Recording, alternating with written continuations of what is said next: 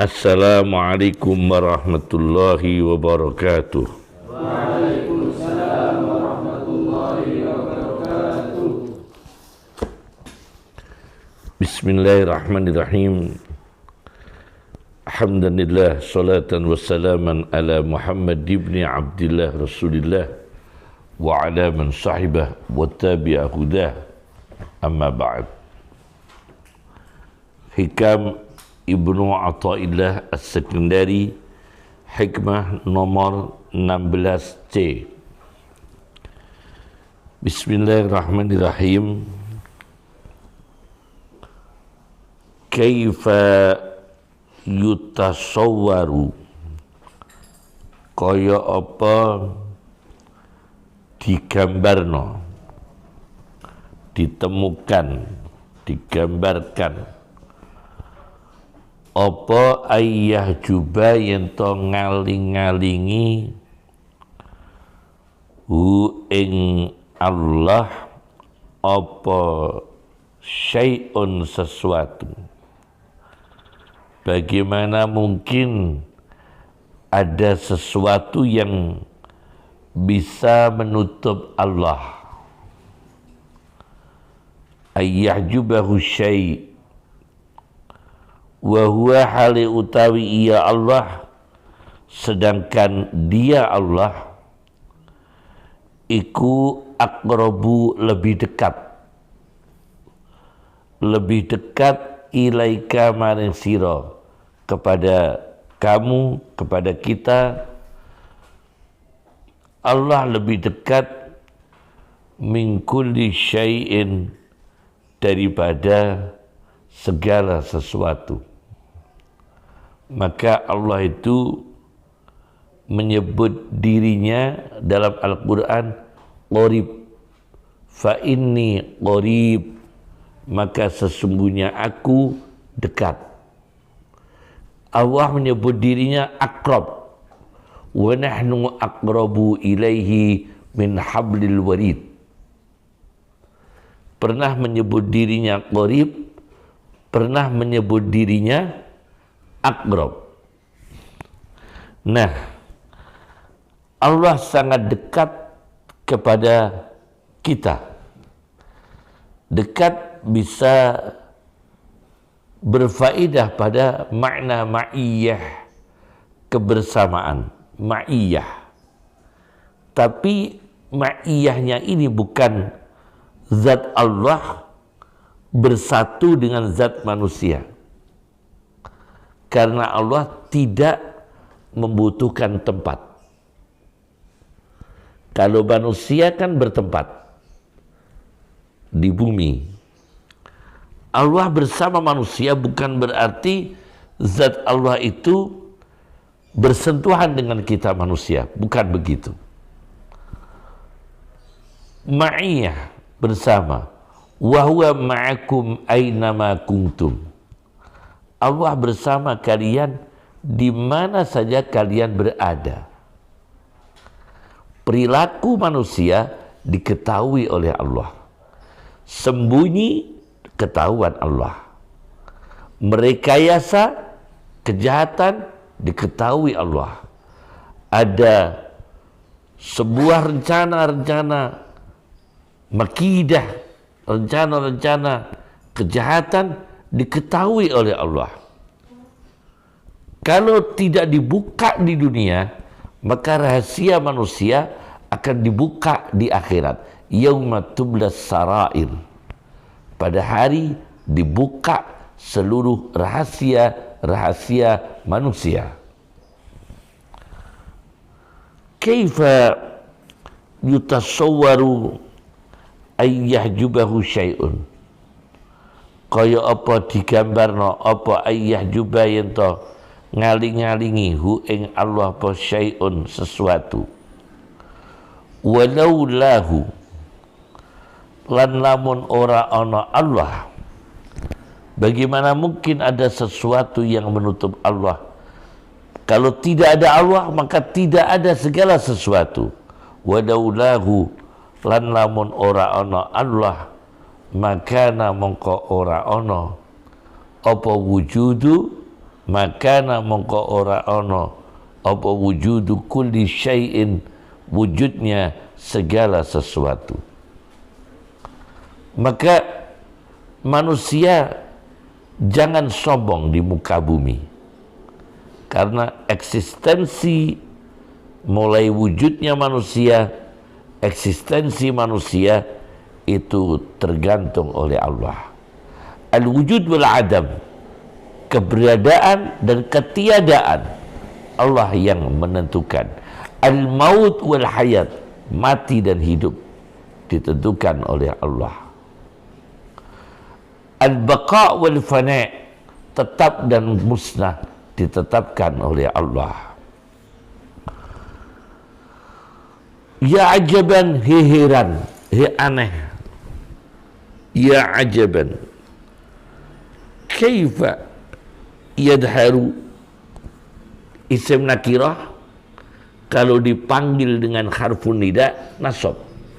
Ajaban kan isim nakirah, diberi huruf nida ya, maka jangan ya ajabu, ya ajaban. Kalau isim ma'rifat ya zaidu. Kalau isim nakirah harus dinasabkan, ya ajaban.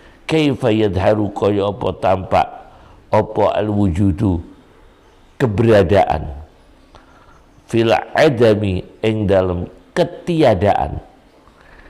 Alam tidak bisa ada dengan sendirinya. Hakikatnya tidak ada hukum alam, yakni dengan makna alam berproses dengan sendirinya. Itu tidak ada. Itu penganut tabi'iyin yang mereka ini notabene itu ateis, tidak bertuhan, yang mengatakan alam berproses ada dengan sendirinya. Tidak begitu. Alam asalnya tidak ada, berarti adam.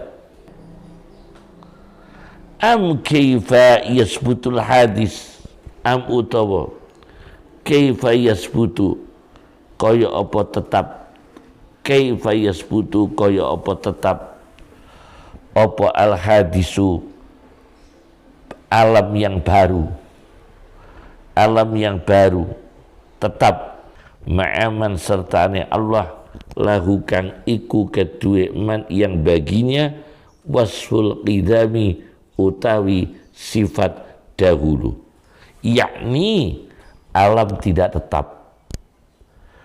Allah yang kidam yang tetap, yang qadim sejak dulu ada. Alam dari Adam ketidakadaan kemudian menjadi wujud ada. Misalnya nanti dimusnahkan oleh Allah menjadi Adam lagi, alam tidak ada lagi, diganti dengan alam yang baru. Maka ada Al-Quran, yauma tubaddalul ardu ghairal ardi was samawatu, pada hari diganti bumi dengan bumi lain, langit dengan langit yang lain. Yauma tubaddalul ardu ghairal ardi was samawatu. Oleh karena itu, dalam pertemuan pengajian hikam yang berkah ini tentang alam bisa musnah, alam ada dengan diadakan oleh Allah, jangan sampai kita lupa dari Allah. Oleh karena itu, hari-hari ini krisis Palestina, tragedi kemanusiaan, kekejaman Yahudi Israel kepada bangsa Palestina. Pada kesempatan ini kami akan bertabaruk dengan kitab hikam ini dengan membahas Zionis Palestina yang merusak alam dunia.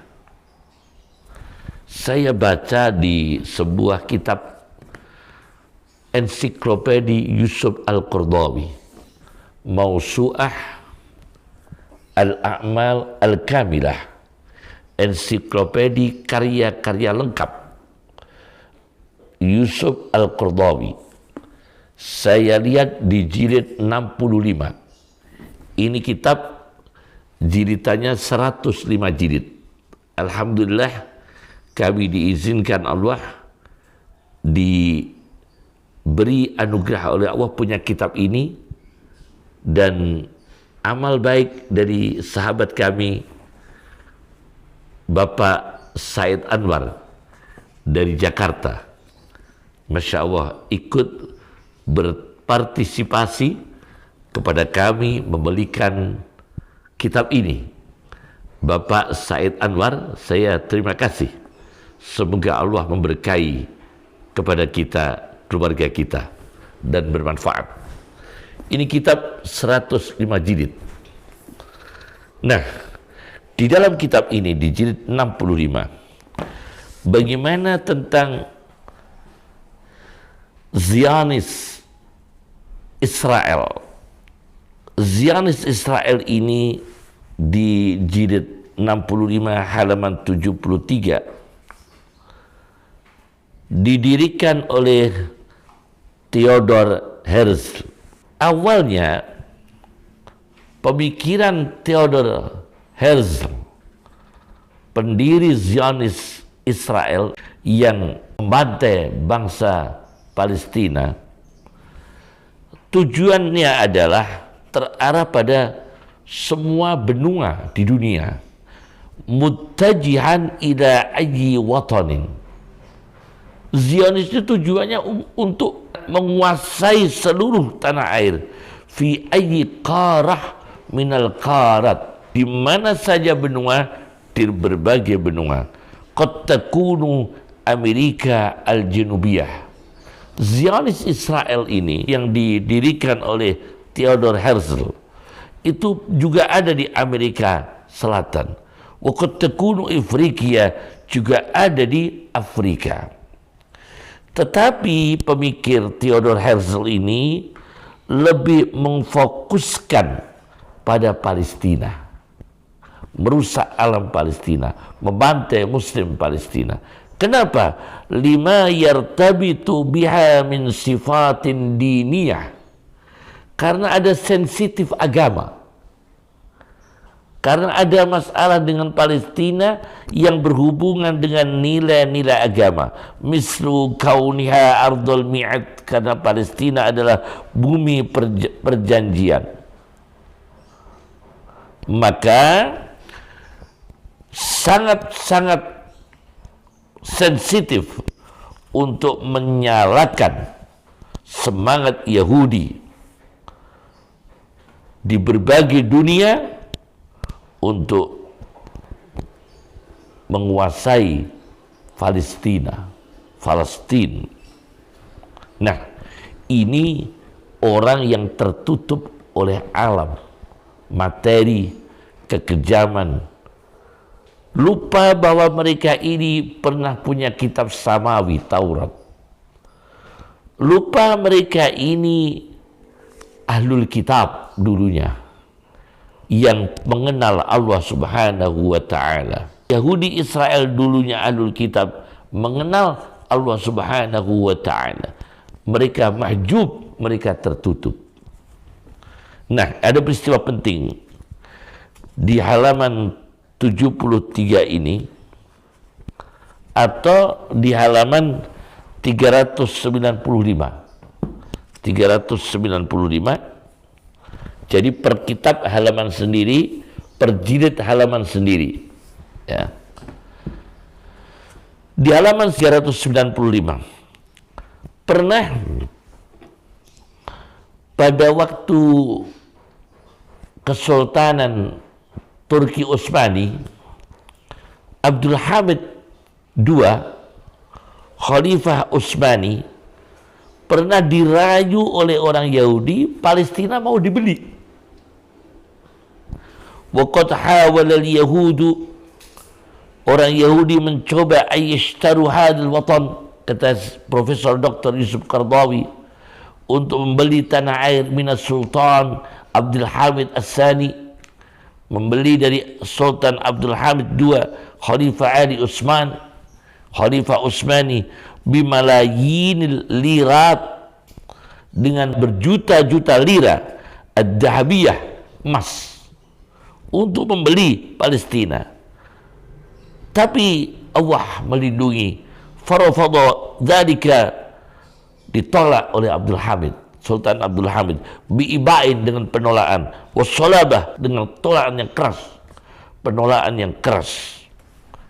Ini orang yang satu mahjub, yang satu dekat dengan Allah Subhanahu wa ta'ala. Sultan Abdul Hamid tidak mau diiming-imingi uang, padahal jutaan lira emas dari Yahudi Palestina mau dibeli orang Yahudi lewat Sultan Abdul Hamid kedua. Tetapi sejak Inggris masuk Palestina, mundu dakhala Inggrisu Palestina, Inggris masuk ke negeri Palestina fi sanati 1917, di tahun 1917 Inggris masuk Palestina. Wa mundu an agharat usbatul umam, ketika sejak ditetapkan Liga Bangsa-Bangsa. Usbatul umam itu Liga Bangsa-Bangsa. Intidab Britania, delegasi Inggris Britania ala Palestina, delegasi Inggris di Palestina. Wa mundu sadara wa'du Balfour, sejak keluarnya deklarasi Balfour 1917, maka terjadi ketetapan bahwa ini orang Yahudi disetujui oleh Inggris, disetujui oleh Liga Bangsa-Bangsa, disetujui oleh deklarasi Balfour, bahwa Yahudi diizinkan untuk mendapatkan tanah air Palestina sebagai milik Yahudi. Kenapa demikian? Karena Yahudi pernah berjasa kepada mereka waktu Perang Dunia Pertama. Yahudi membantu negara-negara itu pada Perang Dunia Pertama. Mukafa'atan lahum, membalas jasa Yahudi ala ma qaddamuhu lil khulafa, atas jasa-jasa Yahudi yang diberikan kepada sekutu-sekutu fil harbil alamiyah al-ula, pada waktu Perang Dunia Pertama. Maka mereka ini, Inggris dan sekutu-sekutunya, tidak menghadiahi uang, tapi Palestina dikorbankan sebagai hadiah untuk Yahudi. Sejak itulah ya, maka terjadi kejahatan-kejahatan Zionis. Kejahatan Zionis ini melupakan Allah Subhanahu wa ta'ala. Terbagi ada istimar ikhlali di ensiklopedia Yusuf Qaradawi, Mausu'ah Yusuf Qaradawi jilid 65. Istimar ikhlali, imperialis pendudukan. Orang Yahudi ini cemas. Cemasnya apa? Karena rata-rata kelahiran bangsa Arab lebih tinggi daripada kelahiran bangsa Yahudi. Wa yuz'ijuhu, mencemaskan Yahudi, ayyara mu'addal al-mawalid al-Arab, mereka melihat rata-rata jumlah kelahiran orang-orang Arab a'la minhu ladal Yahud, lebih tinggi angka kelahiran dibanding dengan Yahudi. Padahal tujuan mereka tahwid demografi. Mereka tujuannya ingin mengyahudikan secara demografi, bagaimana penduduk-penduduk itu menjadi Yahudi. Tapi mereka kesal karena jumlah orang Arab semakin banyak. Kelahiran-kelahiran orang Muslim lebih tinggi jumlahnya daripada kelahiran bangsa Yahudi. Mereka melakukan tahjir, pengusiran. Mereka melakukan ittirar, penindasan, mendesak orang-orang Islam. Hadbil buyut, merobohkan rumah-rumah orang Muslim. Taghyiril jughrafi, merubah peta geografisnya orang Islam Palestina. Dan mereka ini setelah ingin menduduki sebagian tanah Palestina, ada Profesor Israel, Menteri Pendidikan keempat Israel, bin Zion, ini mengumumkan bahwa tidak ada di negeri kita Israel ini dua bangsa. Kalau sudah di tangan kita, bangsa lain harus keluar semua. Padahal ini milik Palestina, diduduki mereka, Palestinanya yang keluar. Warga Palestinanya yang harus keluar. Karena bagi pemikiran bin Zan ini, profesor mereka Israel, menteri pendidikan mereka, mengumumkan tidak boleh di negeri kita ini untuk dua bangsa. Ini namanya imperialis pendudukan. Kemudian istimar tawassu'i, imperialis perluasan, ingin memperluas wilayah-wilayah Yahudi.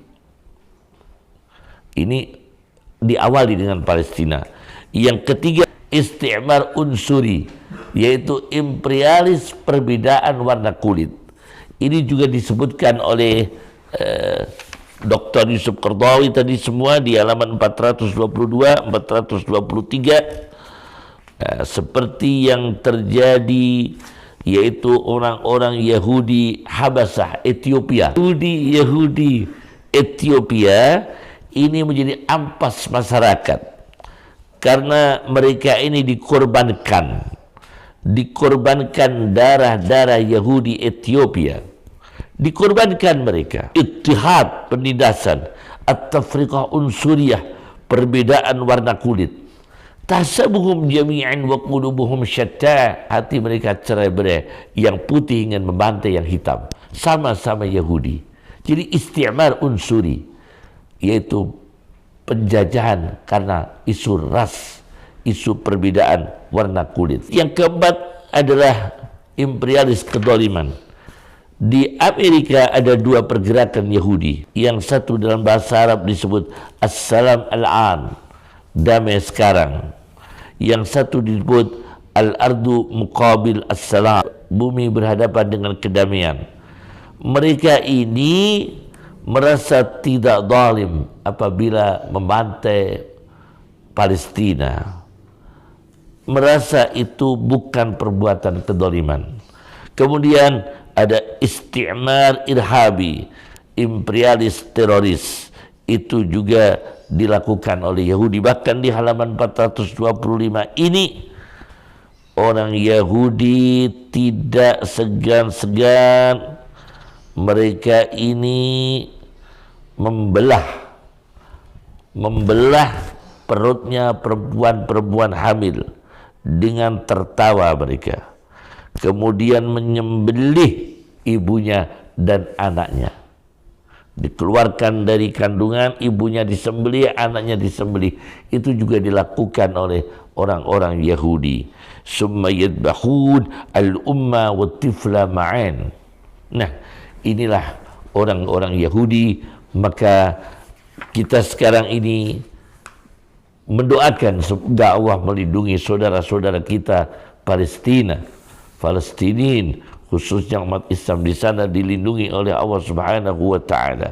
Dan terakhir, karena mereka ini mahjub, tertutup oleh alam materialistik, tertutup oleh alam materi, oleh kedudukan, oleh duniawi, ambisi, kerakusan, keangkuhan, kesombongan, maka ayat-ayat laknat dalam Al-Quran yang berjumlah 14 kata laknat dalam Al-Quran kita bacakan. Di antaranya fala'natullahi 'alal kafirin, maka laknat Allah atas mereka orang-orang kafir. Al-Baqarah ayat 89. Kemudian ada ayat fanaj'al la'natallahi 'alal kadhibin, maka kita jadikan kutukan Allah atas mereka yang dusta, di antaranya orang-orang Yahudi internasional termasuk Zionis. Surat Ali Imran ayat 61.